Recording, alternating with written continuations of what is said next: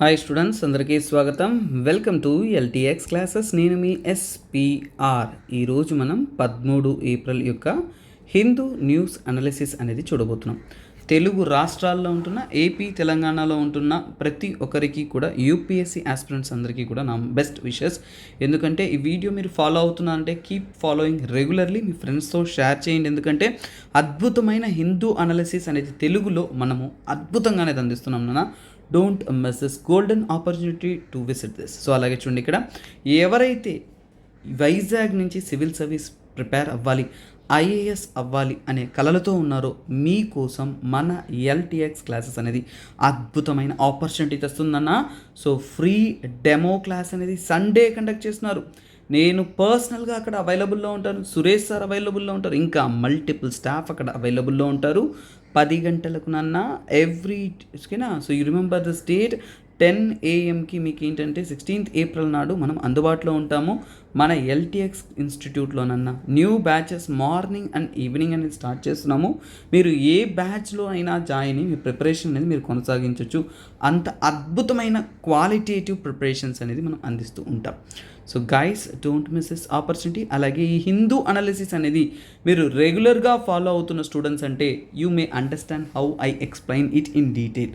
అలాగే చాలామంది మొత్తం కరెంట్ అఫైర్స్ కవర్ చేయలేకపోతున్నాం సార్, ఒక పేపర్ చదివితే ఇంకోటి, ఒక సైట్ చదివితే ఇంకో సైట్, ఇలా ఇబ్బందులు వస్తున్నాయి సార్ అన్నారు. అందుకోసం మీకోసం down to earth Hindu, Indian express, PIB, Yojana, Kurukshetra, ఇంకా యూపీఎస్సి ప్రిలిమ్స్ రివిజన్ అన్న. అంటే ఇప్పుడు 2023 రాబోతుందా, ఆ 2023కి అయిన UPSC previous year questions, important topics అన్నీ కూడా మనం రివైజ్ చేస్తున్నాం. ఓకేనా. ప్రిలిమ్స్కి సంబంధితమైన ఇంపార్టెంట్ టాపిక్స్, రివిజన్ కోర్సెస్ కూడా మనం ఫ్రీగానే అందిస్తూ ఉన్నాము. సో అవంతా కూడా ఈ యొక్క అల్టిమేట్ కరెంట్ అఫైర్స్ కోర్సులో ఇంక్లూడ్ అయి ఉన్నాయి. సో ఆ కరెంట్ అఫైర్స్ కోసం అయిన ఫీజ్ అనేది ఇక్కడ మెన్షన్ చేయబడిందన్న. అలాగే మీరు 2000 చొప్పున ఈఎంఐ కట్టుకుంటూ కూడా ఈ ఫీజ్ పే చేసుకుంటూ కూడా ప్రిపరేషన్ అనేది కొనసాగించవచ్చు.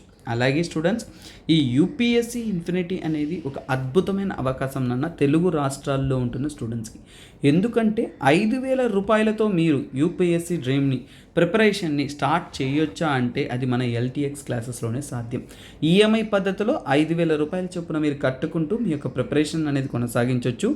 మన కోర్సెస్ అంతా కూడా లైఫ్ టైం వ్యాలిడిటీ. ఎందుకంటే నాన్న యూపీఎస్సీ కళలు ఒక 2 years స్ట్రాంగ్ ఒక డిటర్మైన్డ్ ప్రిపరేషన్ అనేది ఉండాలి, కాన్ఫిడెంట్ స్టడీ అనేది ఉండాలి. సో దాన్ని మనం ఇక్కడ అందిస్తూ ఉన్నాము. అలాగే ఆన్లైన్ పద్ధతిలో మీకోసం మనం 60,000 రూపాయలకి ఈ కోర్స్ అనేది అందిస్తూ ఉన్నాము. అలాగే చూడండి, ఆఫ్లైన్ పద్ధతిలో కూడా హైదరాబాద్ మరియు వైజాగ్లో 2 ప్రాంతాల్లో మీకు అవైలబుల్ ఉంది. వైజాగ్ వచ్చారంటే యూ క్యాన్ విజిట్ అస్ నాన్న. సురేష్ సార్ అంటారు, నేను ఉంటాను, చాలామంది ఉంటారు ఫ్యాకల్టీ. మీరు 3 days ఫ్రీ డెమో క్లాసెస్ కూడా పొందే అవకాశం ఉంది. 3 రోజులు ఫ్రీగానే డెమో పొందండి. సో క్లాసెస్ వినండి, అర్థం చేసుకోండి. మన వద్దన మార్నింగ్ సెషన్ ఉంది 10 AM. అలాగే సార్ నేను కాలేజ్ చదువుతున్నాను సార్, నేను క్లాసెస్ వింటూ చదవగలనా సార్ అంటే మీ కాలేజ్ చదువుతూ ఈవినింగ్ 6 to 8 మీకోసం సపరేట్ బ్యాచ్ రన్ చేస్తున్నాము. ఇవంతా కూడా ఫీ వ్యాలిడిటీ 15th ఏప్రిల్ వరకు మాత్రమే. త్వరపడండి, ఇంకా 2 రోజులు మాత్రమే ఉంది.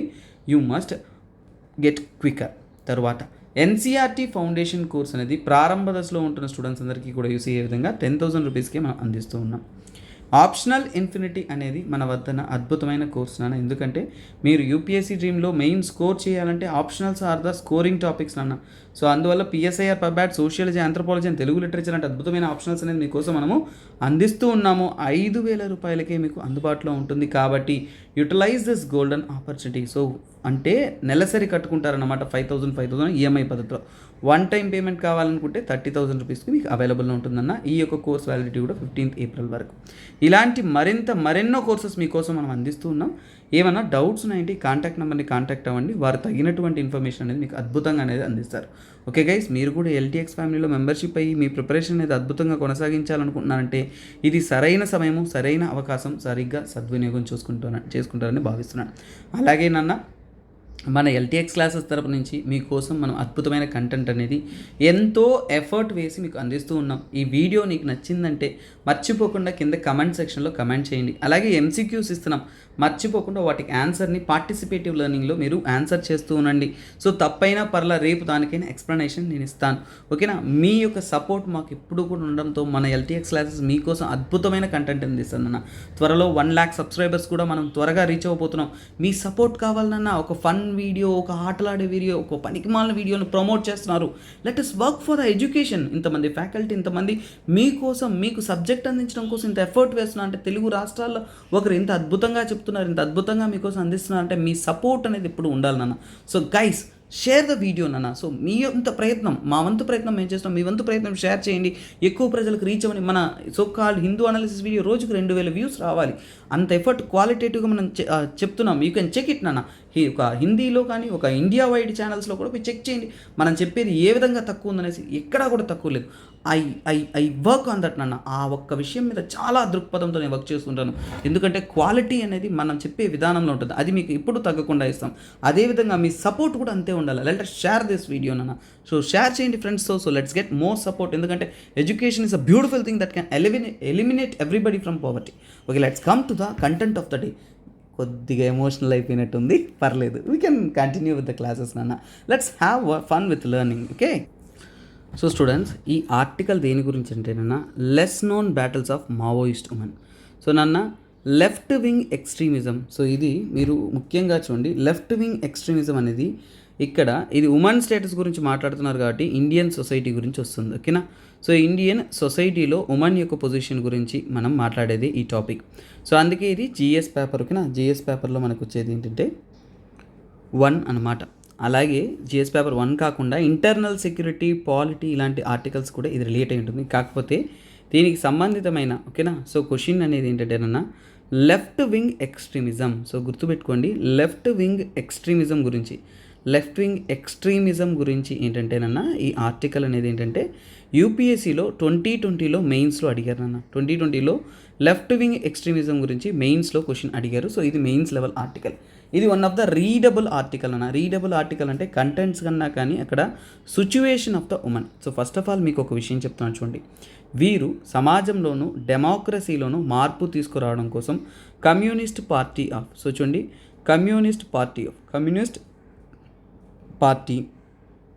Of India. So communist party of India Maoist. ఓకేనా?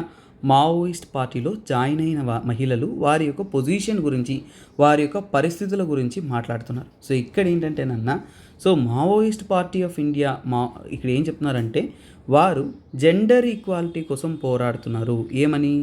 జెండర్ ఈక్వాలిటీ కోసం మేము పోరాడుతున్నాము, సమానత్వం కోసం మేము పోరాడుతున్నాము, ఆడవారి యొక్క మేలు కోసం మనం పోరాడుతున్నాము. అలాగే ఏంటంటే వారి యొక్క జెండర్ యొక్క డిసిప్లైన్ కోసం. ఓకేనా? వారికి డిసిప్లైన్, అలాగే ఏంటంటేనన్నా ఇంటిగ్రిటీ, సో ఇలాంటి వాటన్నిటిని కూడా వాళ్ళకి అందించే విధంగా మనం పోరాడుతున్నాము అనేది చెప్తున్నారు. But what is the reality? Revolution కోసం, మార్పు కోసం వారు వైలెన్స్ అనే ఒక పద్ధతిని ఎత్తుకొని వారు పోరాటం చేస్తున్నారు. సో అలాగే ఇక్కడ ఆ పార్టీ మెంబర్స్లో చూడండి 30 నుంచి కూడా 40%, 30 నుంచి 40% అనేది ఏంటంటే సుమారుగా ఏంటంటే పార్టీ మెంబర్స్, అంటే టోటల్ పార్టీ మెంబర్స్లో, ఈ మావోయిస్ట్ పార్టీ మెంబర్స్లో, టోటల్ పార్టీ మెంబర్స్లో 35 to 40% ఎవరున్నారంటేనన్నా మహిళలు ఉన్నారు. సో ఇది ఎక్కడంటేనన్నా, సో వీళ్ళ యొక్క సెంట్రల్ రిప్రజెంటేటివ్లు తక్కువగా ఉన్నారు. ఫర్ ఎగ్జాంపుల్ ఏంటంటే వీళ్ళల్లో కమిటీస్ ఉంటాయి నాన్న. సో వీళ్ళల్లో కమిటీస్ ఉంటాయి. అలాంటి కమిటీస్ విషయానికి వచ్చారంటే దండకారణ్య. సో ఏంటంటేనన్నా దండకారణ్య ఏంటది?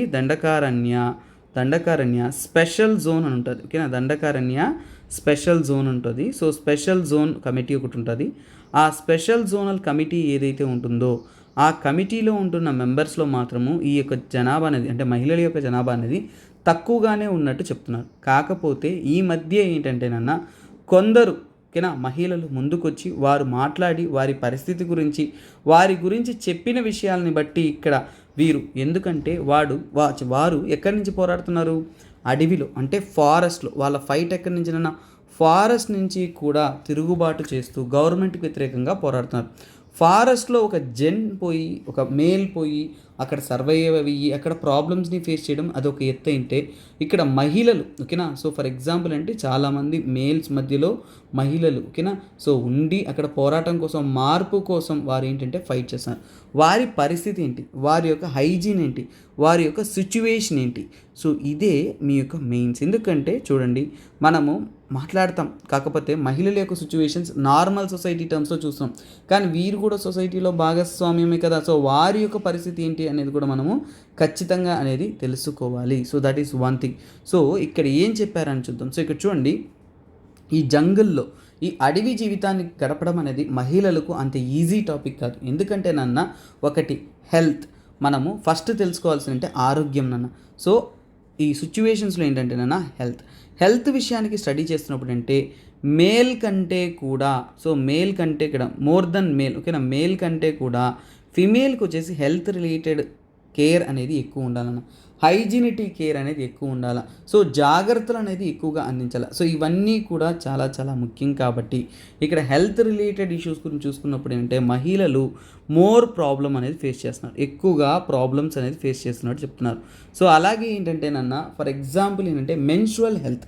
సో ఇక్కడ రైజ్ అయ్యే ఇంకొక మెయిన్ హెల్త్ రిలేటెడ్ ఇష్యూ అంటే మెన్స్ట్రువల్. సో మెన్స్ట్రువల్ హెల్త్ అనేది ఓకేనా, మెన్స్ట్రువల్ హెల్త్ అనేది ఖచ్చితంగా అష్యూర్ చేయాల్సింది వెరీ వెరీ వెరీ ఇంపార్టెన్స్ అన్న. మహిళలకు సరైన ఏంటి శానిటేషన్ ఫెసిలిటీ, మెన్స్ట్రువల్ హెల్త్ ఇవన్నీ కూడా అందించాలి. కానీ అవి దొరుకుతుందా? ఈ మావోయిజం ఇలా ఇన్వాల్వ్ అవుతున్న మహిళలు ఎవరైతే ఉంటున్నారో వారు చేస్తున్నారు. ఎందుకంటే ఇక్కడ మెయిన్ స్ట్రీమ్ సొసైటీలో మనము రెగ్యులర్ వర్క్స్లో ఎలా ఉంటుందన్న, రెగ్యులర్ వర్క్స్లో ఏంటి సెలవులు ఇస్తారు, అన్నీ ఇస్తారు. కానీ ఇక్కడ ఉంటున్న ఉమెన్ క్యాడర్, ఉమెన్ వర్కింగ్లో ఉన్న వారు ఏంటినన్నా, సో వారు ఏమన్నా కానీ వాళ్ళ ఇష్టానికి వాళ్ళు లీవులు తీసుకోవచ్చా అంటే ఏంటి? సో ఇక్కడేంటి హెల్త్ పరంగా అంటే లీవ్స్ అనేది అంత ఈజీగా ప్రొవైడ్ చేయరు. అడవిలో నుంచి పోరాడుతున్నప్పుడు వారికి ఎక్కడన్నా లీవ్స్ అనే కదా. సో తర్వాత మెన్స్ట్రువల్ హెల్త్ విషయంగా తీసుకున్నామంటే వారికి నో శానిటరీ నాప్కిన్స్ ఓకేనా, నో శానిటరీ నాప్కిన్స్. వాళ్ళకి నాప్కిన్స్ అనేది ప్రాపర్గా ప్రొవైడ్ చేస్తారా? లేదు. వాళ్ళకి ఆ అడవి ప్రాంతంలో అక్కడ కూడా ఏంటంటే ఆ మెన్స్ట్రువల్ హెల్త్కి జస్ట్ ఒక లాయిన్ క్లాత్ ప్రొవైడ్ చేస్తానన్న. ఆ లాయిన్ క్లాత్ని వాళ్ళు ఏంటంటే శానిటరీ నాప్కిన్స్కి బదులుగా ఉపయోగిస్తూ ఈ యొక్క ఓకేనా. సో ఇవి ఏంటంటే ఫర్ ఎగ్జాంపుల్ శానిటరీ నాప్కిన్స్గా వాటిని క్లాతింగ్స్ని ఉపయోగిస్తారు. తర్వాత ఏంటంటే నాన్న, ఫర్ ఎగ్జాంపుల్ అంటే వారు మంత్స్ టుగెదర్ ఇలాగే వాళ్ళ యొక్క సర్వైవల్ అనేది వాళ్ళు కొనసాగిస్తూ ఉంటున్నారు. సో అలాగే ఏంటంటే నాన్న, వారికి కావాల్సిన బేసిక్ ఓకేనా, బేసిక్ పర్మిట్స్ అనేది ఫర్ ఎగ్జాంపుల్ ఏంటంటే స్నానం చేయడానికి కానీ, వాటర్ యూజ్ చేయడానికి కానీ, అలాగే ఏంటంటే ప్రతి ఒక్కటి ఈజీగా ఉంటుందంటే లేదు. అలాగే చూడండి, అక్కడ ఒక విషయం ఏంటంటే నాన్న, టబూస్, మెన్స్ట్రువల్ హెల్త్ విషయంలో ఏంటంటే టబూస్ అంటే ఏంటి, మూఢనమ్మకాలు. అందులో ఏంటంటే నాన్న, వాళ్ళంటే ఎక్కడ యూజ్ చేస్తారు, పబ్లిక్ వాటర్స్ అవన్నీ కదా, అంటే కొలనులు, స్ట్రీమ్స్, నదులు వాటిలో కదా వారు ఉపయోగిస్తారు. కానీ ఇక్కడేంటి వారికి టబూస్ అంటే నమ్మకాలు ఏంటి, మెన్స్ట్రువల్ టైంలో ఏంటంటే వారిని not allowed to use water, అంటే ఆ పబ్లిక్ ఓకేనా, not allowed to use water, ఆ పబ్లిక్ స్పేసెస్లో ఉంటున్న వాటర్ని యూస్ చేసుకోవడానికి, డ్రింక్ చేయడానికి వాటికి అనేది వాళ్ళకి ఫ్రీలాన్స్ ఉంటుందంటే లేదు. అలాగే వాళ్ళ యొక్క కమాండర్ ఉంటారు చూసారా, they will be at mercy of commander అంటే ఏంటి, అక్కడ ఉంటున్న కమాండర్ ఏదైతే చెప్తే వారికి వాళ్ళు ఖచ్చితంగా ఫాలో అయ్యి ఉండాలన్నమాట. సో అలాగే ఇక్కడ ఒక విషయం, సో ఇక్కడ ఏంటంటే నాన్న, సో చాలామంది అనీమియా ఓకేనా, అనీమియాతో బాధపడుతూ ఉన్నారు. అనీమియా అనేది వాళ్ళకి అతిపెద్ద సమస్యగా ఉంది. ఎందుకంటే నాన్న, వాళ్ళకి ఆ అడవి ప్రాంతంలో ఉంటున్నప్పుడు వారికి సరైన న్యూట్రిషన్ దొరుకుతుందా లేదు, ఐరన్ కంటెంట్ దొరుకుతుందా లేదు. అందువల్ల ఏంటంటే ఎక్కువ మంది అనీమిక్ అయిపోతున్నారు. అనీమిక్ అనేది మహిళలకి కామన్గా బ్లడ్ లాస్ వల్ల వచ్చే ఒక సమస్య. అది అందరికీ కూడా రెగ్యులర్గా నార్మల్గా ఉండేది. మంచిగా ఆహారము, ప్రోటీను, న్యూట్రిషను ఇవన్నీ తీసుకున్నారు అంటే ఖచ్చితంగా వారు ఆరోగ్యంగా ఉంటారు. కాకపోతే అక్కడ అటవీ ప్రాంతంలో ఎక్కడన్నా మనకి తగినటువంటి న్యూట్రిషనల్ సపోర్ట్ అనేది అందిస్తారు. సో అందువల్ల మహిళా క్యాడర్స్లో ఉంటున్న వారికి ఏంటంటే సఫిషియంట్ న్యూట్రిషన్, ఐరన్ లేకుండా హెల్త్ ఇష్యూస్ అనేది ఫేస్ చేస్తున్నారు. సో అది ఇక్కడ చెబుతున్నాం ఒక విషయం. ప్రస్తుతానికి దొరికిన విషయాన్ని బట్టే మనము డాక్యుమెంటేషన్ బట్టి చూస్తున్నాం. తర్వాత ఆ యొక్క పొజిషన్లో వారి యొక్క మ్యారేజ్ సిస్టమ్ ఎలా ఉంది, సో మ్యారేజ్ అనేది వారి యొక్క పొజిషన్ ఏంటి. సో ఇక్కడ ఏంటంటే నాన్న, మ్యారేజ్ అనేది ఎవరికి అలౌడ్ అంటే willing partner. So willing partner అంటే ఏంటి, విల్లింగ్ పార్ట్నర్స్ అంటే ఏంటి, ఇద్దరూ కూడా విల్లింగ్ పార్ట్నర్స్ టు ఫైట్. అంటే ఒకవేళ ఆ మావోయిజం వీళ్ళల్లో అనేసి వాళ్ళు ఒకరి మధ్య ఒకరు ఒక మ్యారేజ్ చేసుకుంటున్నారంటే వారు ఆ యొక్క ఆ యొక్క విల్ కోసం, అంటే ఫర్ ఎగ్జాంపుల్ వాళ్ళ యొక్క దేనికోసం అయితే ఏ కారణం కోసం వాళ్ళు ఫైట్ చేస్తున్నారో ఆ ఫైటింగ్లో ఇద్దరు ఒకటై ఫైట్ చేయడానికైతేనే వాళ్ళలో మ్యారేజ్ అలౌ చేస్తారు.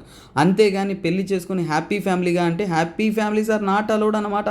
హ్యాపీ ఫ్యామిలీ అంటే ఏంటి, హ్యాపీ ఫ్యామిలీస్ అనకూడదు కానీ family life is not allowed అనొచ్చు. ఓకేనా, ఫ్యామిలీ లైఫ్ నాట్ అలౌడ్ అంటే పెళ్లి చేసుకునేసి హ్యాపీగా ఇద్దరం ఒక కుటుంబంగా ఉంటూ హ్యాపీగా గడుపుతామంటే అక్కడ ఫిమేల్ కేటగిరీలో అలో చేయరన్నమాట. ఇంకా అక్కడున్న మేల్ పర్సన్స్ ఉంటారు చూసారా, సో వాళ్ళకంతా కూడా పెళ్ళి కాకముందో పెళ్ళైన తర్వాత ఫ్యామిలీ ఆపరేషన్ చేసేస్తారు. ఎందుకంటే పిల్లలు ప్రెగ్నెన్సీ అంటే వారు పోరాడుతున్న కారణం కోసం పోరాడలేరు కదా, అందుకోసమే మేల్కి ఏంటంటే వ్యాసెక్టమీ చేసేస్తారనమాట. వ్యాసెక్టమీ అనేది కామన్ అక్కడ.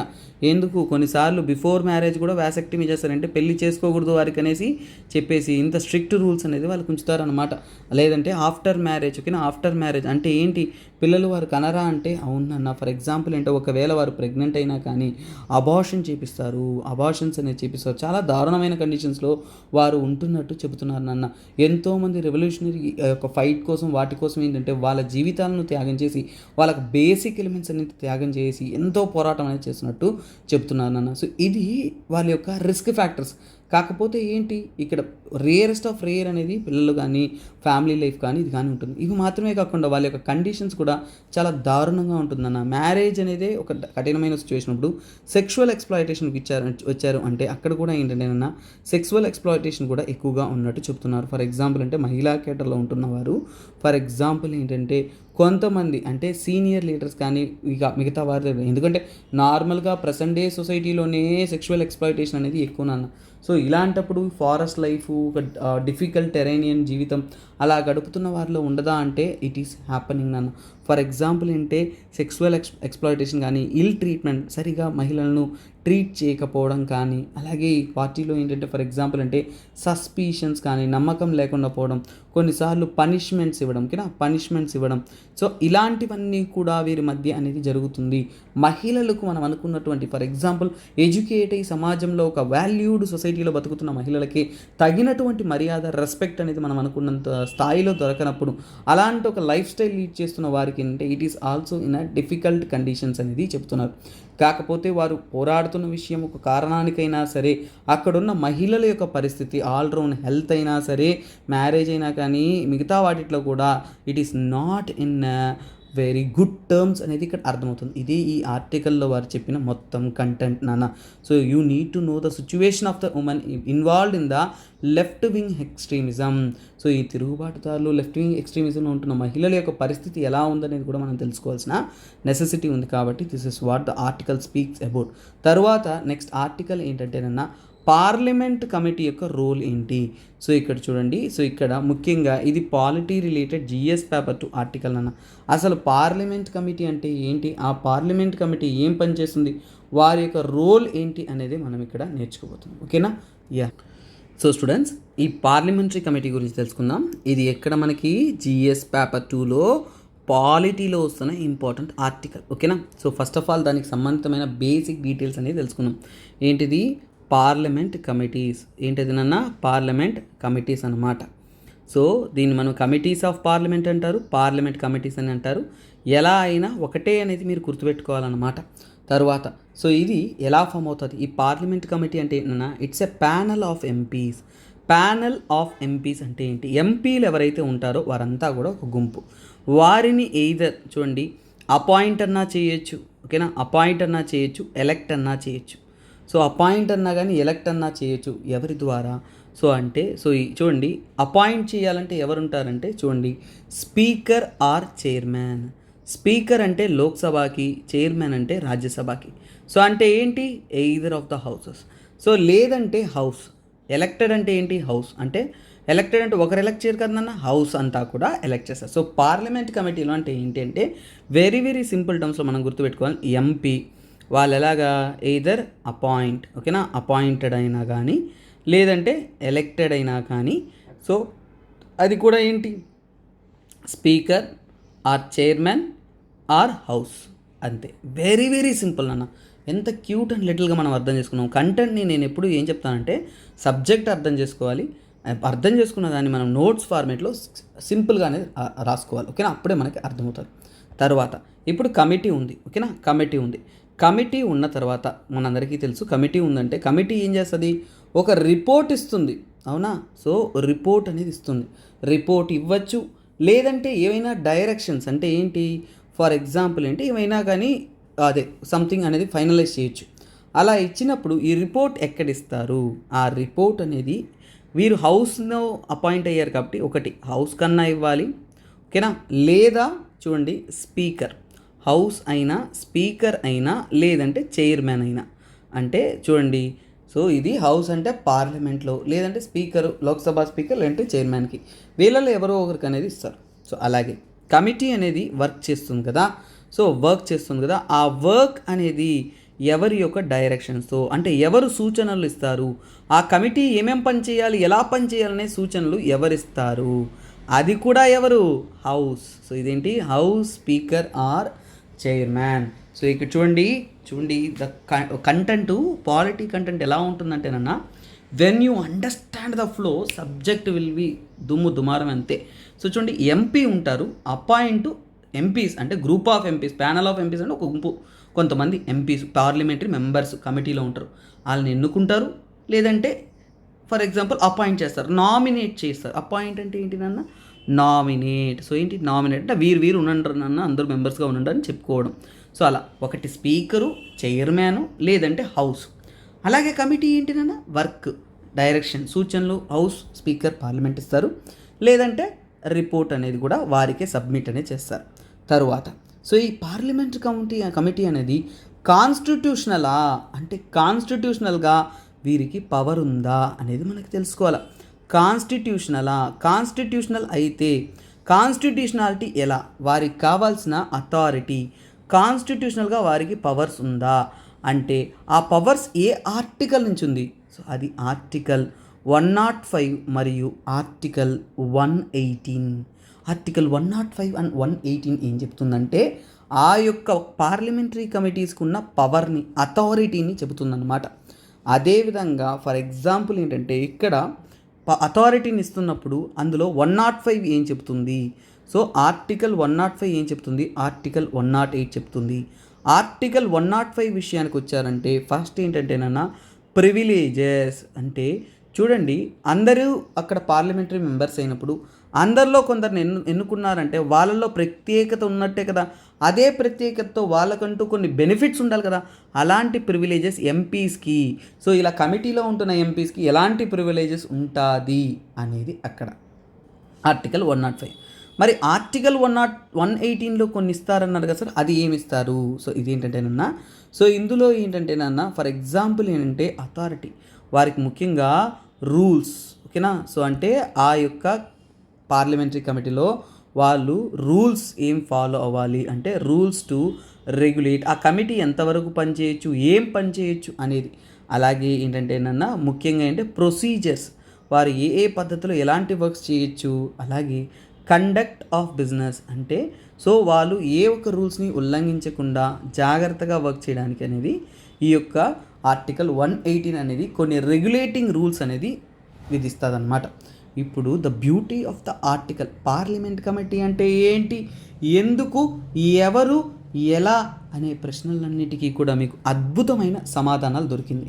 ఇప్పుడు ఎందుకు ఈ కమిటీ కావాలి, వై అంటే ఏంటి, why what is the need, what is the need, అసలు దీంతో పనేముంది, ఈ కమిటీస్ లేకపోతే ఏం ఉద్ధరించదా, కమిటీస్ అవసరమా అనే ఆలోచన మీలో రావచ్చు. సో అలాగే ఈ కమిటీ ఎక్కడి నుంచి వచ్చిందో కూడా తెలియాలి, అవునా. సో ఫస్ట్ ఆఫ్ ఆల్ మీకు ఒకటి చెప్తాను, ఈ పార్లమెంటరీ కమిటీ కాన్సెప్ట్. ఓకేనా, సో పార్లమెంటరీ కమిటీ కాన్సెప్ట్ చెప్పేస్తాను, that will help you more. తర్వాత పార్లమెంటరీ కమిటీస్, ఈ పార్లమెంటరీ కమిటీస్ కాన్సెప్ట్ అనేది మనకి ఎక్కడి నుంచి వచ్చిందంటేనన్నా, సో ఫస్ట్ ఆఫ్ ఆల్ ఏంటంటే ఇలాంటి కాన్సెప్ట్ అనేది బ్రిటిష్ పార్లమెంట్లో ఫాలో అయ్యేవారు. ఎవరు, బ్రిటిష్ పార్లమెంట్లో ఫాలో అయ్యేవారు కాబట్టి అలాంటిదే మన ఇండియాలో కూడా ఏంటంటే మనము అడాప్ట్ చేసుకొని ఫాలో అవుతూ ఉన్నాం. సో ఇది తర్వాత ఈ కమిటీ యొక్క అవసరం ఏంటో అడిగాను కదా. సో ఈ కమిటీలతో పనేముంది, ఈ కమిటీలతో అవసరం ఏముంది అనేది నేను మిమ్మల్ని అడిగాను. సో దాన్ని కూడా నేను మీకు వివరిస్తానన్నమాట. So what is the need and what is the necessity అనే విధంగా మనము చూద్దాం. సో ఈ విధంగా తీసుకున్నామంటేనన్నా ఫర్ ఎగ్జాంపుల్ అంటే ఎప్పుడైనా కానీ బిల్, ఓకేనా, బిల్ అనేది ఎక్కడ ఇంట్రడ్యూస్ చేస్తారు? ఫర్ ఎగ్జాంపుల్ అంటే బిల్ ఎక్కడ ఇంట్రడ్యూస్ చేస్తారన్నా, bill introduced in parliament. So ఏదైనా కానీ ఒక హౌస్లో చూడండి, ఏది లోక్సభ అయినా రాజ్యసభ అయినా ఎక్కడైనా కానీ సో కాల్డ్ మనకేంటి బిల్ ఇంట్రడ్యూస్ చేస్తారు. సో అలాగే బిల్ ఇంట్రడ్యూస్ చేసిన తర్వాత ఏంటంటేనన్నా ఇక్కడ జరిగేదే ఈ యొక్క లెజిస్లేటివ్ బిజినెస్ అంటాం. ఏమంటాము? లెజిస్లేటివ్ బిజినెస్ అంటే బిల్ ఇంట్రడ్యూస్ చేస్తే అందరూ గమ్మని బిల్లును చూస్తూ ఉండరు. ఏం చేస్తారు? ఆ బిల్ని స్టడీ చేయాలి. స్టడీ చేసిన దాన్ని మొత్తం అంతా ఓవర్కమ్ చేయాలి, ప్రతి ఒక్కటి అనేది చేయాలి. కానీ ఈ ప్రాసెస్ ఏదైతే ఉంటుందో లా మేకింగ్ ప్రాసెస్ అనేది చాలా వరకు కాంప్లెక్స్ అయిపోతుంది, అంటే కఠినమైపోతుంది. కఠినమైన టైంలో కఠినంగా అయిపోతున్నప్పుడు మనకి తక్కువ టైం ఉంటుంది డీటెయిల్ డిస్కషన్ చేయడానికి. సో ఈ లెజిస్లేటివ్ బిజినెస్ స్టార్ట్ అయిన తర్వాత ఏంటంటేనన్నా ఈ యొక్క process of law making, legislative బిజినెస్ని ఏమంటాం మనం? Process of law making. So చట్టాన్ని రూపొందించడానికి మనం ఫాలో అవుతున్న పద్ధతులు అనమాట. అలాంటి పద్ధతిలో మనకేమవుతుందంటేనన్నా కొన్నిసార్లు ఓకేనా కాంప్లెక్స్, అంటే మనకి లెజిస్లేటివ్ బిజినెస్ అనేది కాంప్లెక్స్, పెద్ద పెద్ద బిల్లులు ఉంటాయి, కొన్నిసార్లు కాంప్లెక్స్ అయిపోతుంది. అలాగే లిమిటెడ్ టైం ఉంటుంది. లిమిటెడ్ టైం దేనికి? డిస్కషన్కి ఉంటుంది. ఎందుకంటే పార్లమెంట్ సంవత్సరం అంతా కూర్చోదు కదా నాన్న. సో అందువల్ల ఏంటంటే మనకి లిమిటెడ్ టైం ఉంటుంది డిస్కషన్స్కి. ఆ లిమిటెడ్ టైంలో పని కానిచ్చేమంటే అన్ని పనులు వర్క్ అయిపోవంటే అది కష్టం కదా. అలాంటప్పుడు స్క్రూటినీ చేయాలి. అంటే ఏంటి? సో ఇక్కడ డీటెయిల్డ్ స్టడీ అనేది చేయాలి. సో అందుకోసమే, సో ఎందుకంటే ఇలాంటి సిచ్యువేషన్స్లో డీటెయిల్డ్గా స్టడీ చేయడానికి డీటెయిల్గా ఓవర్వ్యూ చేయడానికి మనకి అలాగే కమిటీ కావాలి. అలాగే కమిటీలో ఏంటంటే ఎక్స్పర్ట్ కావాలి. ఇప్పుడు ఫైనాన్స్ రిలేటెడ్ స్టడీ అంటే అందరికీ ఫైనాన్స్లో చదువుకుంటారు కదా నాన్న. అప్పుడు ఆ పార్లమెంట్లో ఉన్న ఫైనాన్స్లో స్పెషలైజ్ చేసిన ఎంపీస్ ఎవరైతే ఉన్నారో వాళ్ళందరినీ ఒకటి చేసి వారితో ఒక కమిటీ ఫామ్ చేసి ఆ బిల్ని స్క్రూటినీ చేయమంటే బాగుంటుంది కదా. అదేవిధంగా ఏదైనా మెడికల్ రిలేటెడ్ బిల్లే అనుకోండి, ఓకేనా, మెడికల్ రిలేటెడ్ బిల్లు అందరికీ మెడికల్ టర్మ్స్ అర్థం కాదు కదా. అలాంటప్పుడు అందరూ సరిగా దాన్ని టెస్ట్ చేయలేరు కదా. ఇప్పుడు ఎంపీస్ కొందరిని ఎన్నుకొని వాళ్ళంతా కూడా ఎవరైతే మెడిసిన్ ఫీల్డ్కి రిలేటెడ్గా ఉంటారో సో ఇలా ఎక్స్పర్టైజ్డ్, సో మొత్తానికి ఏంటన్నా ఎక్స్పర్ట్ పీపుల్ని ఒకటి చేయగలిగిందే ఈ యొక్క పార్లమెంటరీ కమిటీ కాబట్టి. సో అలాగే ఈ పార్లమెంటరీ కమిటీ అనేది ఒకటో రెండో ఉండదు నాన్న. మన ఇండియాలో వచ్చేసి వేరియస్ పార్లమెంట్ కమిటీస్ ఉంటుంది. ఏముంటుంది? వేరియస్ పార్లమెంటరీ కమిటీ ఉంటుంది. ఒక్కొక్క దానికి ఒక్కొక్క రకమైన వేరియస్ పార్లమెంట్, ఒక్కొక్క బిజినెస్ అంటే పార్లమెంటరీ బిజినెస్ అనేది పార్లమెంట్లో జరుగుతున్న పనులు అనేది బెటర్గా జరగడానికి అంటే వేరియస్ పార్లమెంటరీ కమిటీస్ అనేది ఉంటాయి. పలు రకాల కమిటీస్ అనేది ఉంటాయి. ఆ కమిటీస్ ఏవో అనేది మనం తెలుసుకుందాం. సో అలాగే కమిటీస్ కూడా ఏంటంటే హై లెవెల్, లో లెవెల్ అనేది కూడా ఉంటుంది. అంటే సో ఇక్కడ అంటే మల్టీ టైప్స్గా అంటే డిఫరెంట్ టైప్స్గా ఉంటుంది. అంటే ఫర్ ఎగ్జాంపుల్ అంటే పార్లమెంట్ కమిటీస్ అనేది డిఫరెంట్ టైప్స్. ఆ డిఫరెంట్ టైప్స్ ఎలాగంటే కొన్నిసార్లు వర్క్ను బట్టి మారచ్చు, కొన్నిసార్లు మెంబర్స్ని బట్టి మారచ్చు, కొన్నిసార్లు టెన్యూర్ బట్టి మారచ్చు. టెన్యూర్ అంటే ఎంతకాలం ఉంటుంది ఆ కమిటీ అనే దాన్ని బట్టి కూడా మారచ్చు. ఇలా మనకి పలు రకాల కమిటీస్ అనేది ఉంటుంది. సో ఆ విధంగా ఉన్న కమిటీస్లో ఈ పలు రకాల కమిటీస్లో మెయిన్గా 2 టైప్స్, ఓకేనా, మెయిన్గా ఏంటంటే 2 టైప్స్ అన్నమాట. ఆ మెయిన్గా 2 టైప్స్గా ఉంటున్న కమిటీలు ఏంటి సార్, మాకు ఉపయోగపడుతుంది బాగా చెప్పండి సార్ అంటే మీకోసం నేను చెప్తాను చూడండి. స్టాండింగ్ కమిటీ అనేది ఒకటి నాన్న. సో ఒకటేంటి? Standing committee. స్టాండింగ్ అంటే ఏంటి? ఎల్లప్పుడూ ఆ కమిటీ ఉంటుందనే కదా దానికి meaning. That is it, very very simple. ఆ కమిటీ అనేది ఏంటి? Permanent committee. Simple. Standing committee అంటే ఏంటి నాన్న? పర్మనెంట్ అంటే ఎప్పుడూ కూడా ఈ కమిటీ అనేది ఉంటుంది.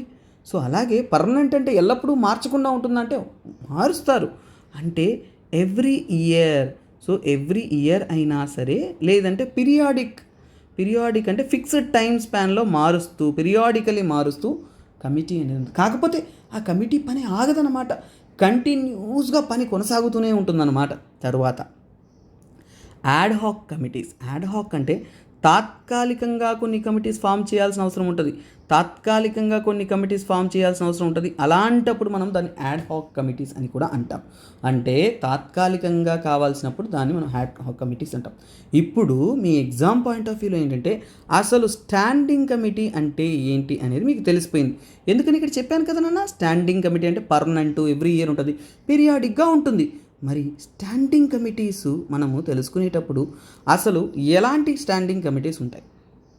మన ఇండియాలో స్టాండింగ్ కమిటీలు 6 కేటగిరీస్లో విభజిస్తారు. ముఖ్యంగా అతి ముఖ్యమైన కమిటీలు అందులో ఏంటంటేనన్నా ఫర్ ఎగ్జాంపుల్ ఏంటంటే ఫైనాన్షియల్ కమిటీ అతి ముఖ్యమైనది. ఎందుకంటే ఫైనాన్స్ బిజినెస్ ఎప్పుడు కూడా జరుగుతూ ఉంటుంది కాబట్టి ఫైనాన్స్ కమిటీ అనేది ఫస్ట్ వన్.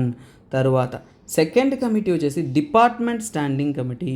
ఒక్కొక్క డిపార్ట్మెంట్ సైన్స్ అండ్ టెక్నాలజీ ఇంకోటి డిఫరెంట్ డిపార్ట్మెంట్స్ ఉంటాయి కాబట్టి డిపార్ట్మెంటల్గా ఉంటున్న స్టాండింగ్ కమిటీస్ అనమాట.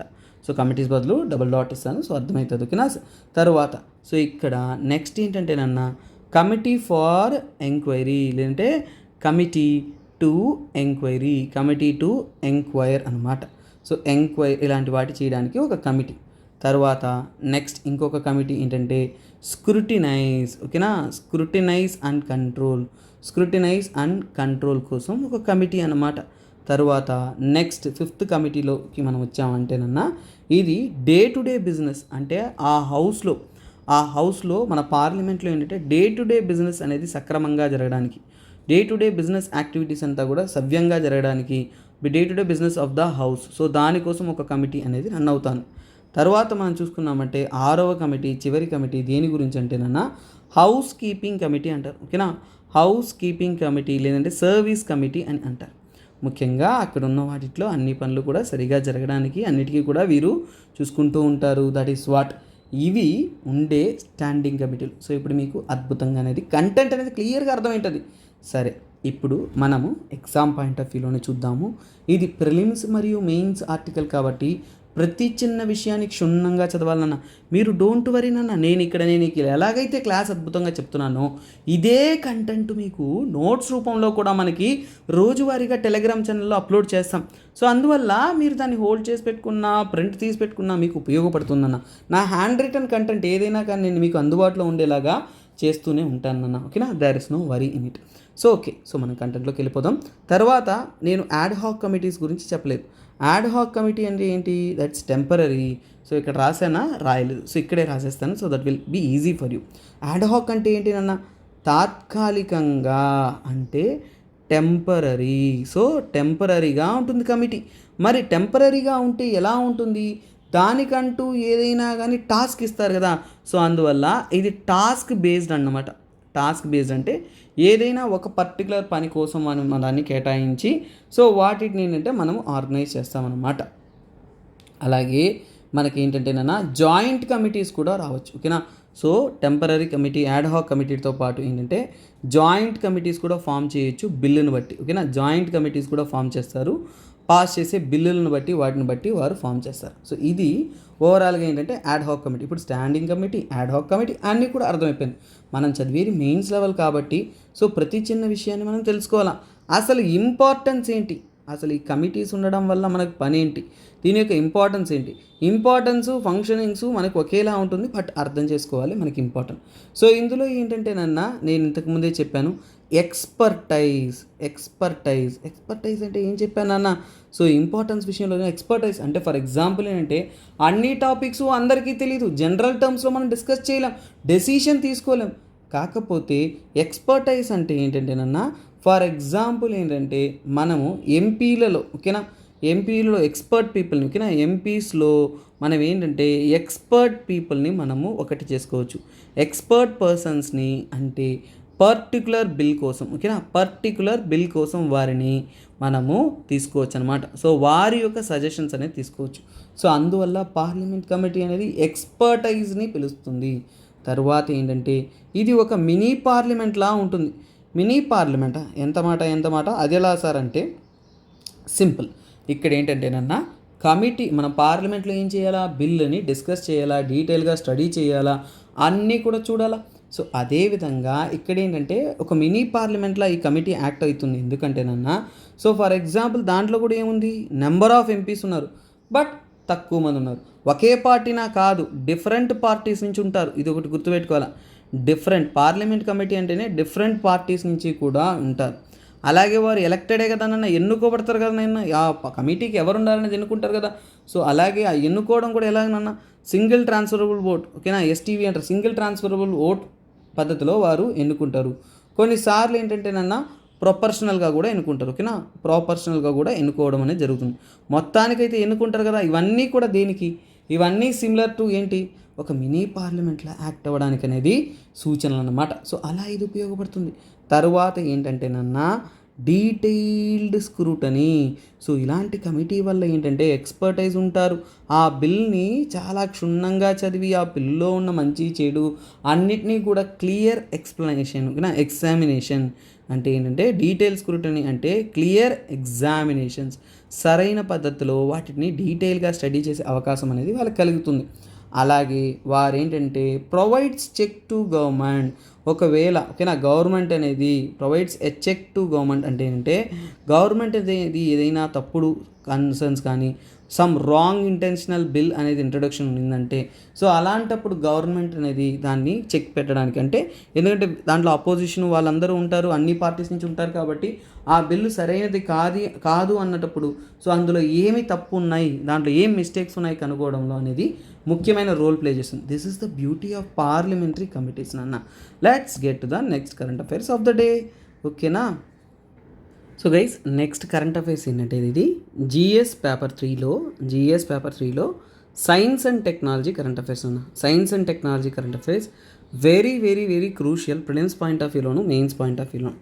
ఎందుకంటే ఇది న్యూస్లో ఉంది కాబట్టి ఇది చాలా ఇంపార్టెంట్ మనకు తెలిసినటువంటి విధంగా.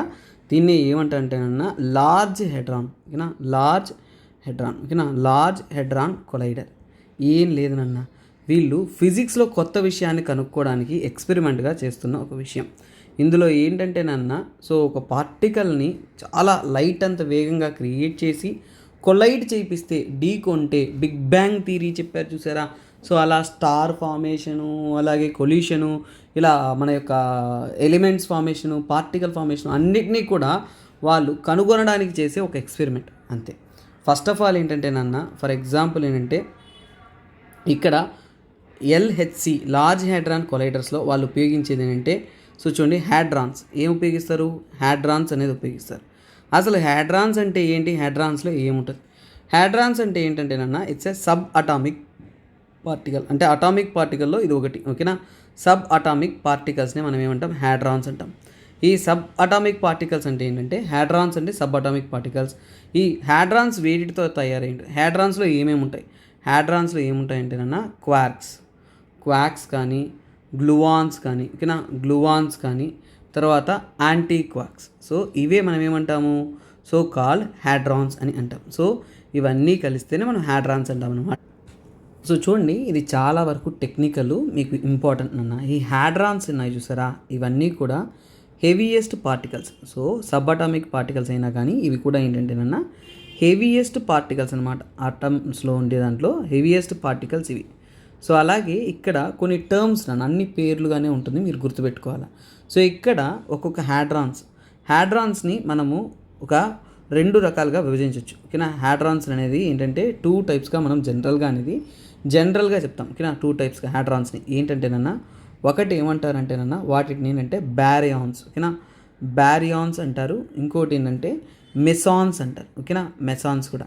ఇవి 2 కూడా ఎలా చెప్తారంటే సో హ్యాడ్రాన్స్లో ఈ 2 వెరైటీలు అనేది based on number of quarks. ఈ క్వార్క్స్ అనేది ఏంటంటేనన్నా it's a type of charge అన్న. సో లేదంటే ఈ క్వార్క్స్ అంటే ఏంటి, వాటిలో ఉంటున్న ఎలక్ట్రిక్ ఛార్జ్ అనమాట.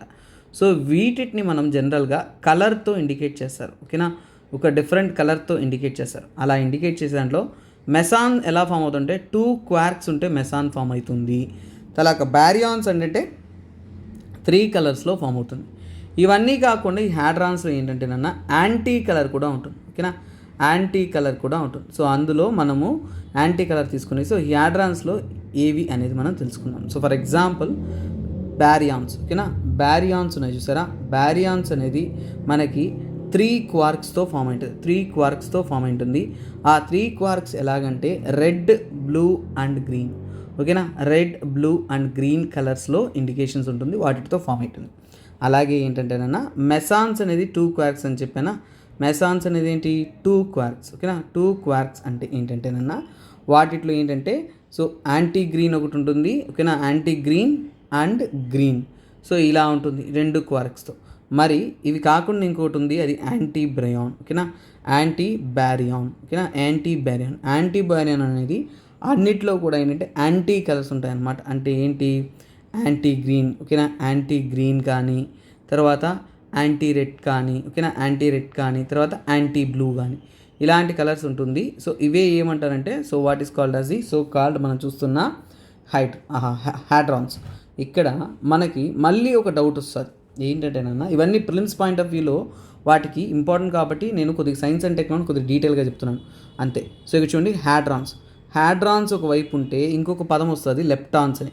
సార్ హ్యాడ్రాన్స్కి లెప్టాన్స్కి మధ్య డిఫరెన్స్ ఏంటి, హ్యాడ్రాన్స్ వేటిని అంటాము, లెప్టాన్స్ని వేటిని అంటాము అనేది. ఓకేనా, సో ఇక్కడ చూడండి, సో ఇక్కడ పార్టికల్స్లో హెవీయెస్ట్, చాలా బరువైన యాంటీ పార్టికల్, ఈ యొక్క సో కాల్డ్ మన యొక్క సబాటామిక్ పార్టికల్స్లో హెవీయెస్ట్ పార్టికల్స్ని ఏమంటామంటే మనము హ్యాడ్రాన్స్ అని అంటాం.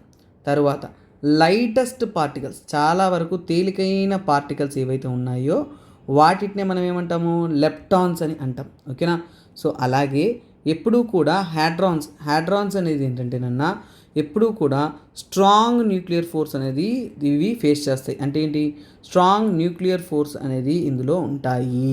తర్వాత ఇక్కడ ఏంటంటేనన్నా లెప్టాన్స్లో వీక్ న్యూక్లియర్ ఫోర్సెస్ అనమాట. ఏంటది, వీక్ న్యూక్లియర్ ఫోర్సెస్ అనేది ఉంటుంది. సో ఇదొకటి పక్కన పెడితే, సో ఇక్కడ చూడండి, ఈ యొక్క పార్టికల్స్ని హ్యాడ్రాన్స్ని మనం బ్యారియాన్స్ అంటాము, తర్వాత మెసాన్స్ అని అంటాం. ఓకేనా, సో కాకపోతే లెప్టాన్స్ని అలా అన్నాం. లెప్టాన్స్ అనేది త్రీ టైప్స్లో ఏంటంటే ఎలక్ట్రాన్. సో గుర్తుపెట్టుకోండి, ఎలక్ట్రాన్ అనేది మీకు ఒక లెప్టాన్ అనమాట. ఎలక్ట్రాన్, ఓకేనా, ఎలక్ట్రాన్స్ అని, తర్వాత ఏంటంటే మువాన్, తర్వాత టావ్. సో ఇవి మనం చెప్తున్న లెప్టాన్స్ అన్నమాట. అలాగే చూడండి, మన హ్యాడ్రాన్స్కైనా ఉదాహరణ ఎగ్జాంపుల్స్. ఓకేనా, హ్యాడ్రాన్స్కి ఎగ్జాంపుల్స్ తీసుకున్నాము అంటే చూడండి, కావోన్ అనేది ఒక హ్యాడ్రాను, ప్రోటాన్ అనేది హ్యాడ్రాను, తర్వాత న్యూట్రాన్, తర్వాత యాంటీ ప్రోటాన్. ఓకేనా, యాంటీ ప్రోటాన్ అంటే ఒకదానికి ఏదైతే మనకి పాజిటివ్ ఉంటుందో అలాగే వాటికి కూడా ఏంటంటే యాంటీ ఎలిమెంట్స్ కూడా ఉంటుంది. సో అలాగే యాంటీ న్యూట్రాన్. సో ఇప్పుడు ఈ యొక్క ఎక్స్పెరిమెంట్ మీకు అర్థమైపోద్ది. ఇక్కడ చూడండి, ఇక్కడ క్లియర్గా చూడండి, ఇందులో ఏం చెప్పారు మీకు చాలా చాలా క్లియర్గా. ఏంటి, ఇక్కడ ఉంటున్న వాటిల్లో ఇక్కడ ఏంటి, ప్రోటాన్స్, అవునా కదా. సో ప్రోటాన్ అనేది ఏంటి, ఇట్స్ ఎ హ్యాడ్రాన్. ఇప్పుడు మీకు ఎక్స్పెరిమెంట్ అర్థం అవుతుంది చూడండి. లార్జ్ హ్యాడ్రాన్ కొలైడర్లో ఏం ఉపయోగిస్తారంటేనన్నా ప్రోటాన్ను ఉపయోగిస్తారు. ఇప్పుడు మీకు సబ్జెక్ట్ అనేది ఎంత తెలివిగా అర్థం, ఎంత ఫ్యాక్ట్ చెప్పిన దాంట్లో ఇప్పుడు మీకు అర్థమవుతుంది. హ్యాడ్రాన్స్లో ఒక ఉదాహరణ ప్రోటాను, ఆ ప్రోటాన్ను ఉపయోగించే ఈ యొక్క సో కాల్డ్ ఎల్హెచ్సి ఎక్స్పెరిమెంట్ అనేది జరుగుతుంది. లార్జ్ హ్యాడ్రాన్ కొలైడర్ కూడా జరుగుతుంది. అది ఎలా జరుగుతుందో చెప్తాను, డోంట్ వరీ. సో ఈ కంటెంట్ కంప్లీట్ చేసి అక్కడికి వస్తాను. సో ఇప్పుడు లెప్టాన్స్కి ఉదాహరణ, లెప్టాన్స్కి ఎగ్జాంపుల్స్ ఏంటి అంటే ఎలక్ట్రాన్. ఓకేనా, న్యూట్రాన్. సార్ ఈ న్యూట్రాన్ దాంట్లో ఉంది దీంట్లో ఉంటే రెండింటికి ఉదాహరణ. తర్వాత మువాన్. సో వీటిని ఏమంటాము, this is what call neutral కదా, అందువల్ల. సో ఇవేంటి, లెప్టాన్స్ అన్నమాట. సో ఇది ఒక ముఖ్యమైన విషయం. సో అలాగే ఈ క్వార్క్స్ని బట్టి హ్యాడ్రాన్స్ మారుతూ ఉంటాయి. ఇది ఏంటంటేనన్నా ఫర్ ఎగ్జాంపుల్ అంటే ఒక కలర్ ఇండికేషన్, కలర్ ఛార్జ్ని ఇండికేట్ చేస్తుందన్నమాట. సో లైట్ కానీ ఏదైనా జరుగుతున్నప్పుడు మనకి జరుగుతుంది. అందులో ఏంటంటేనన్నా మనకి ఈ యొక్క హ్యాడ్రాన్స్లో ఏంటంటేనన్నా మనకి ఫిజికల్ ఎక్స్పెరిమెంట్స్ మనం ఉపయోగిస్తాము. అందులో ప్రోటాన్స్ అనేది చాలా వరకు వీటిలో స్టెబుల్.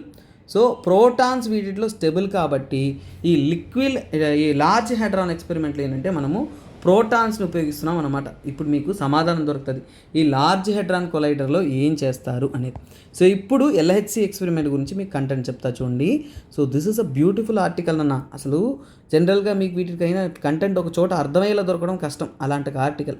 సో ఎల్హెచ్సి అనేది ఏంటంటేనన్నా వరల్డ్స్ లార్జెస్ట్, సో ప్రపంచంలోనే ఇంతవరకు జరగనటువంటి అతిపెద్ద, ఓకేనా, largest and most powerful particle accelerator అనమాట. ఒక పార్టికల్ని చాలా వరకు వేగవంతం, పార్టికల్ యాక్సిలరేటర్ అంటే ఏంటి, యాక్సిలరేటర్ ఎందుకు నా వేగవంతం చేయడానికి కదా. సో ఒక పార్టికల్ని చాలా వేగవంతం చేయగలిగిన ఒక so called accelerator LHC experiment. Most powerful experiment అనమాట. ఇంతవరకు ప్రపంచంలో జరిగిన ఎక్స్పెరిమెంట్లో కూడా లార్జెస్ట్ వరల్డ్ ఎక్స్పెరిమెంట్ సైన్స్లో జరిగిన ఎక్స్పెరిమెంట్స్ అన్నింటిలో లార్జెస్ట్ వరల్డ్స్ ఎక్స్పెరిమెంట్ అనమాట. ప్రపంచంలో లేని ఇంతవరకు జరగని అద్భుతమైన లార్జెస్ట్ ఎక్స్పెరిమెంట్ అన్నమాట. ఇందులో ఏం చేయబోతున్నారు ఎక్స్పెరిమెంట్, ఆ ఎక్స్పెరిమెంట్లో ఏంటి, ఏం లేదు నాన్న, సింపుల్. టూ బీమ్స్ అనేది ఏంటి, టూ బీమ్స్ ఆఫ్ పార్టికల్స్, అంటే రెండు బీమ్స్ ఆఫ్ పార్టికల్స్ని వాళ్ళు క్రియేట్ చేస్తారు. అంటే ఫాస్ట్గా వేగవంతంగా మూవ్ అవ్వగలిగిన రెండు పార్టికల్స్ని క్రియేట్ చేస్తారు. రెండింటిని కూడా ఏంటి ఆపోజిట్ డైరెక్షన్లో పంపిస్తారు. అంటే ఒకటి ఎదురెదురుగా రెండు ట్రైన్లు ఒకదానికొకటి ఢీకొంటే ఎలా ఉంటుందో తెలుసా, అలా ఆపోజిట్ డైరెక్షన్లో రెండు కూడా ఫేస్ టు ఫేస్ చేసుకొని ఒకటికొకటి కొలైడ్ అవ్వడం, హెడ్ ఆన్. ఏం లేదు నాన్న, ఈ ఎక్స్పెరిమెంట్ చాలా సింపుల్గా చెప్తా చూడండి. వీరు పార్టికల్ యాక్సిలరేటర్లు ఏంటంటే ప్రోటాన్స్ని ఉపయోగిస్తారు.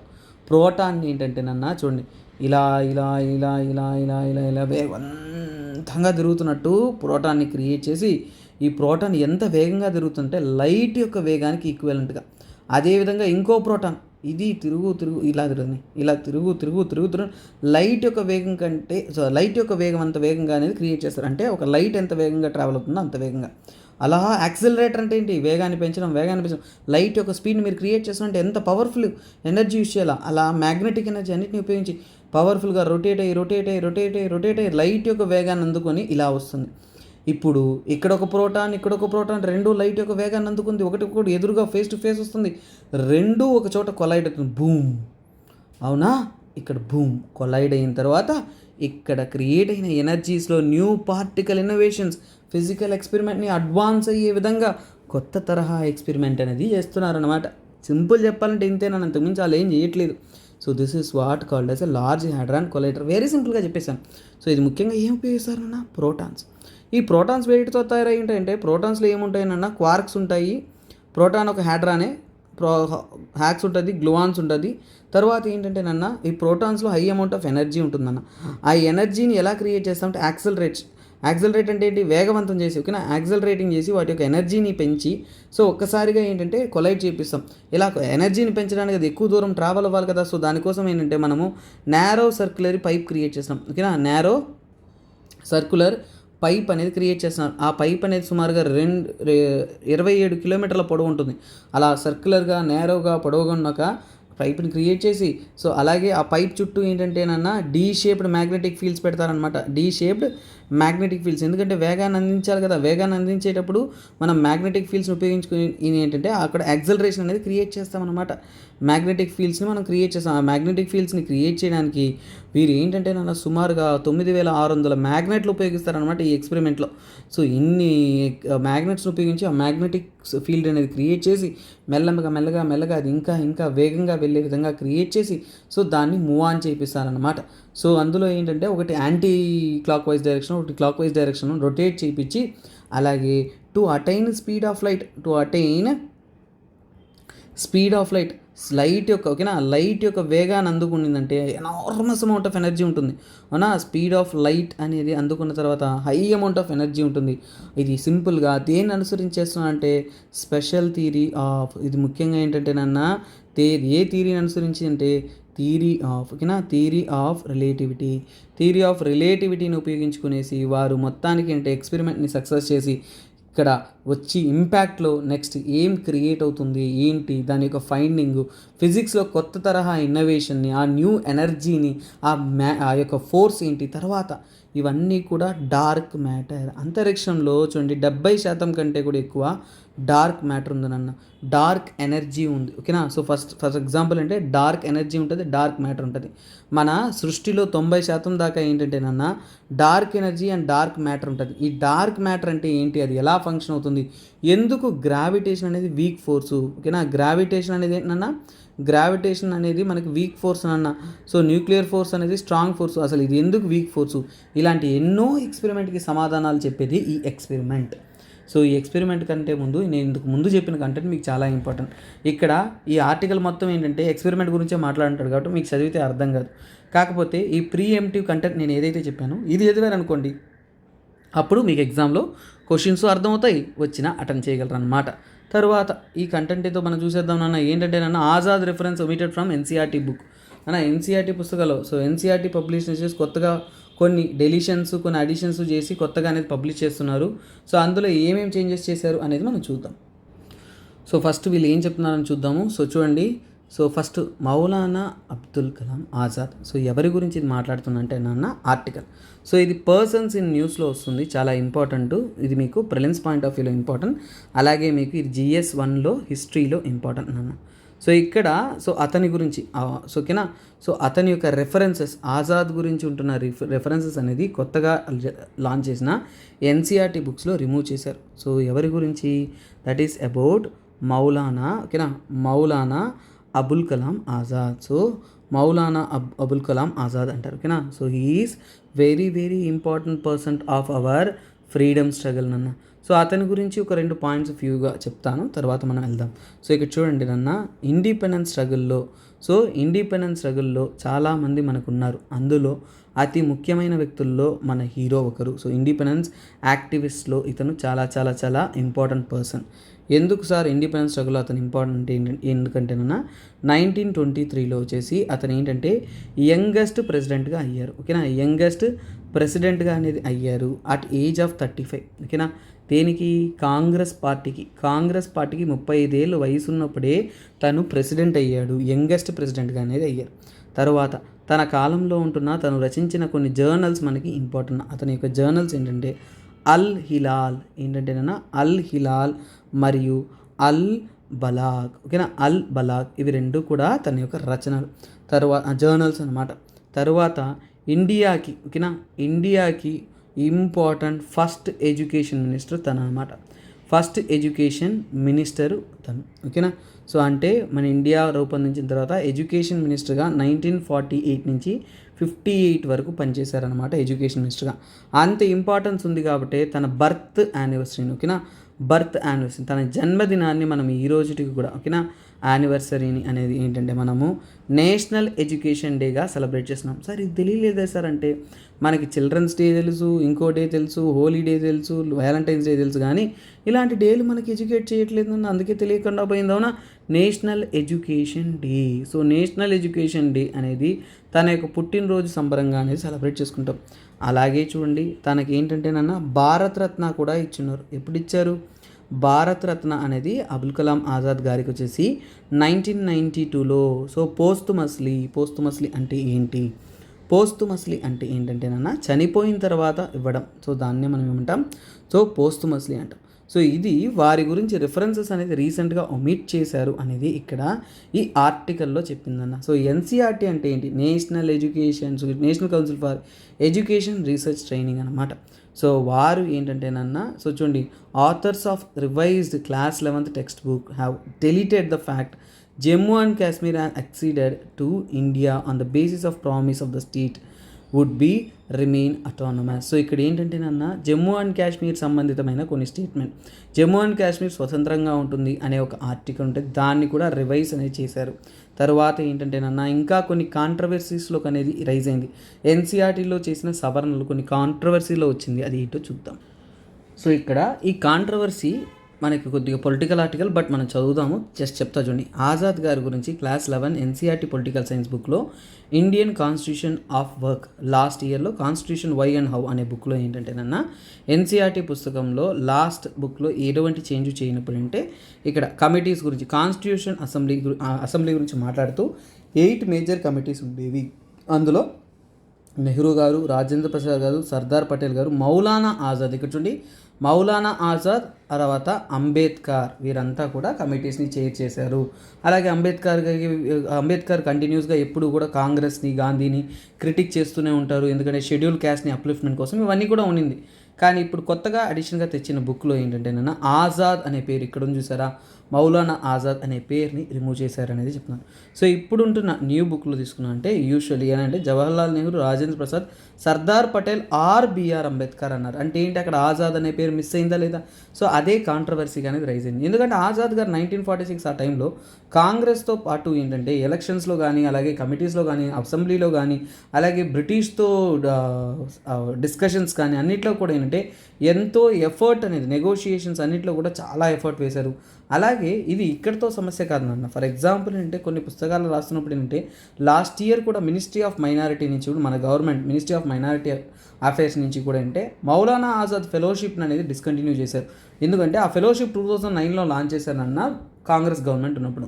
ఆ ఫెలోషిప్ ఏంటంటే ఫైనాన్షియల్ అసిస్టెన్స్ అంటే ఆర్థిక సాయం అనేది ఇస్తారు 5 సంవత్సరాల పాటు. ఇప్పుడు మీకు ఈ స్కీమ్స్లో ఇది ఇంపార్టెంట్ అన్న. సో ఎందుకంటే వాటిని డెలీట్ చేశారు లేదా అందించట్లేదు కాబట్టి ఆ స్కీమ్స్ మీకు ఇంపార్టెంట్ అయిపోతుంది. సో అందులో ఏమి ఇంపార్టెంటో నేను మీకు క్లియర్గా చూపిస్తాను చూడండి. సో మౌలానా ఆజాద్ ఫెలోషిప్ అంటే ఏంటి? ఆ ఫెలోషిప్స్ అనేది ముఖ్యంగా మైనారిటీ రైట్స్కి సంబంధితమైన ఇష్యూలో చాలా ఇంపార్టెంట్.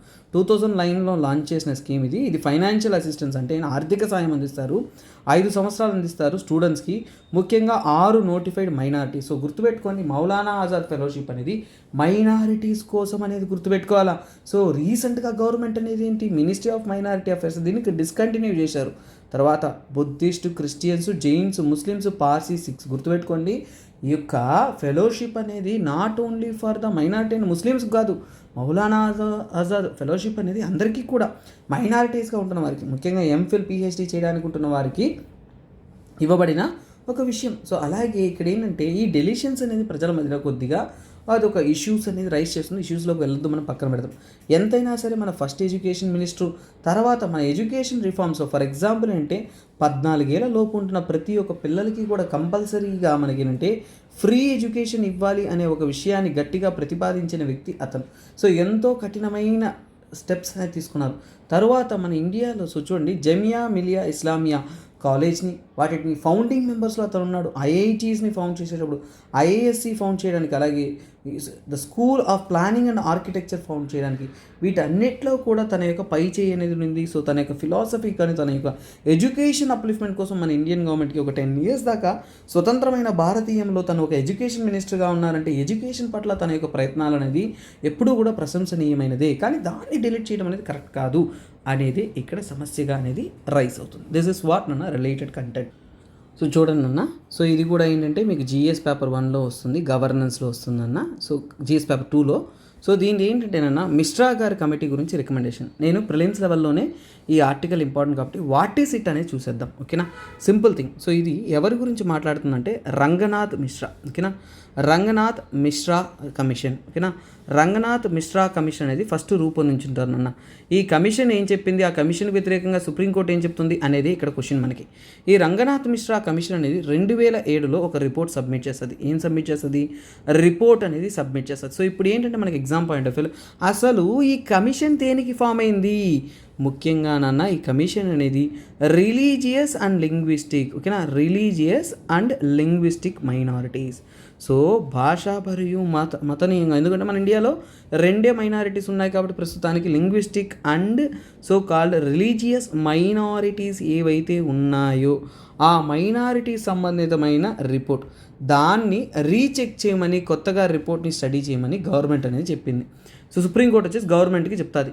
సరే, ఇప్పుడు ఈ కమిటీ రికమెండేషన్ ఏంటి, రిపోర్ట్లో ఏం చెప్తుందంటే నాన్న, ఇందులో ఏంటంటే నాన్న ఎవరైనా కానీ ఎస్సీస్ నుంచి కూడా షెడ్యూల్ క్యాస్ట్ నుంచి కూడా కన్వర్ట్ వారు ఆ క్యాస్ట్ నుంచి కూడా ఒకవేళ ఓకేనా దళిత్ నుంచి కూడా ఓకేనా, సో వారు ఏంటంటే దే షిఫ్ట్ టు వారు కన్వర్ట్ టు ముస్లిం. ఓకేనా, ముస్లిం ఆర్ క్రిస్టియన్, వారు ముస్లిం గాను క్రిస్టియన్ గాను కన్వర్ట్ అయిపోయారు అంటే అయినా సరే సో ఇలా ఓకేనా కన్వర్ట్ అయిన వాళ్ళకి ఏంటంటే వారికి ఏంటంటే నన్న so schedule caste SC reservation ఇవ్వాలి అనేది చెప్తారు. ఎస్సీ రిజర్వేషన్ అనేది ఇవ్వాలనేది రికమెండేషన్ చేస్తారు. కాకపోతే సుప్రీంకోర్టు ఇప్పుడున్న గవర్నమెంట్ అనేది రికమెండేషన్కి ఒప్పుకోవట్లేదు. అది కాకుండా ఈ రిజర్వేషన్ ఏదైతే ఉంటుందో ఓకేనా, రిజర్వేషన్ ఏదైతే ఉంటుందో SC reservation, first of all caste వేరు, రిలీజియన్ వేరు. సో ఈ క్యాస్ట్ అనేది రిలీజియన్తో సో చూడండి, సో ఇక్కడ దళిత్స్ కానీ ఈ యొక్క సబార్డినేషన్స్ కానీ క్యాస్ట్ సిస్టమ్ కానీ ఇది ఎక్కడ this is related to Hindu. ఓకేనా, హిందూ రిలీజియన్తో ముడిపడి ఉంది. సో హిందూ రిలీజియన్ నుంచి అదర్ రిలీజియన్ షిఫ్ట్ అయినప్పుడు ఇది కరెక్ట్ కాదు అనేది వాళ్ళ వాదన. సో దీనికోసం సెంట్రల్ గవర్నమెంట్ అనేది ఇంకో కొత్త కమిటీ అనేది ఫామ్ చేసిందన్న. సో అది ఎవరంటే KG Balakrishnan. So KG Balakrishnan KG బాలకృష్ణన్తో ఇంకో కమిటీ అనేది ఫామ్ చేసింది. ఓకేనా, కమిషన్ అనేది ఫామ్ చేసింది. ఈ కమిషన్ ఏం చెప్పిందంటే సెంట్రల్ గవర్నమెంట్ మాకు ఇంకో 2 ఇయర్స్ టైం ఇవ్వండి, 2 ఇయర్స్లో ఏంటంటే మేము దీన్ని చేంజ్ చేసి మేము అందిస్తాము రిపోర్ట్స్ అనేది చెబుతున్నారు. సో అలాగే ఇక్కడ ఏంటంటే నాన్న ఫర్ ఎగ్జాంపుల్ ఏంటంటే సుప్రీంకోర్టు ఇంకోటి కూడా అడిగింది ఏంటంటే మిశ్రా రిపోర్ట్ అనేది ఏం చెప్తుందంటే ఫర్ ఎగ్జాంపుల్ ఏంటంటే ముస్లిమ్స్ కానీ క్రిస్టియన్స్ కానీ మారిపోయారంటే వాళ్ళకి షెడ్యూల్ క్యాస్ట్ రిజర్వేషన్ అనేది వర్తించదు అనేదే చెబుతున్నారు. సో ఇది కాన్ఫ్లిక్ట్స్, కాకపోతే ఇది ఎగ్జామ్ పాయింట్ ఆఫ్ వ్యూలో రిపోర్ట్ పాయింట్ ఆఫ్ వ్యూ కాబట్టి జస్ట్ రిపోర్ట్ కానీ మీకు చెప్పాను. సో ఈ 2 రిపోర్ట్స్ రంగనాథ్ మిశ్రా రిపోర్ట్ అయినా కేజీ బాలకృష్ణ కమిషన్ అయినా దేని గురించి, 2 కూడా రిలీజియస్ అండ్ లింగ్విస్టిక్ మైనారిటీస్ గురించి. ఇది రంగనాథ్ మిశ్రా కమిటీస్లో ఉంటున్న కొన్ని చేంజెస్ని రికమెండేషన్ని మార్చడానికి తెచ్చిన ఒక కమిటీ. ఇదే మనకి తెలియాల్సిన ఒక విషయం. ఓకేనా, ఇది సోషల్ స్టిగ్మాని సమాజంలో ఉంటున్న ఇష్యూస్ని ఎన్నిటినో రైజ్ చేస్తుంది. That is what. ఓకేనా. సో ఓకే గైస్, సో ఈరోజు అద్భుతమైన ఆర్టికల్స్ అనేవి చూసాం. సో అలాగే మీకు చూడండి అల్టిమేట్ కరెంట్ అఫైర్స్ మీకు అందుబాటులో ఉంటుందన్న మర్చిపోవద్దు. అద్భుతమైన కోర్సు మీకోసం క్వాలిటేటివ్గా మల్టిపుల్ సబ్జెక్ట్స్ని కవర్ చేస్తూ రోజు 8 AM నేనే అందుబాటులో ఉండి లైవ్ క్లాస్ అనేది తీస్తాను. Okay guys, so next